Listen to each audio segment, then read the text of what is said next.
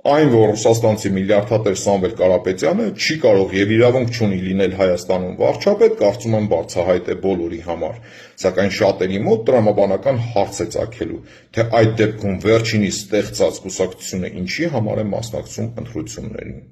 Իրականում այս հարցի պատասխանը շատ պարզ ու հստակ է, որպեսզի խաբեությամբ կորզած իրենց ձայներով հետագայում աջակցեն ընդդիմության առաջնորդներից որևիցե մեկին, օրինակ Ռոբերտ Քոչարյանին, իրենից ուժեղ ու անպարտելի կերպար կերտած Ռոբերտ Քոչարյանին, սատկած առյուծ թամբող Ռոբերտ Քոչարյանին,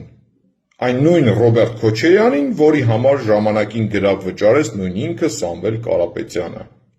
Ահա սա է եղել, կա ու կմնա ընդդիմության նպատակը՝ կրկնել Գյումրու սցենարը։ Իդեպ սրա մասին նաև բարձրաձայն են հայտարարում, ու ինչպես ասեց Ռոբերտ Քոչարյանը, ձև չունեն չհամագործակցելու։ Ձև չի լինելու չհամագործակցել խորհրդարանը, ոչի ձև չի լինելու։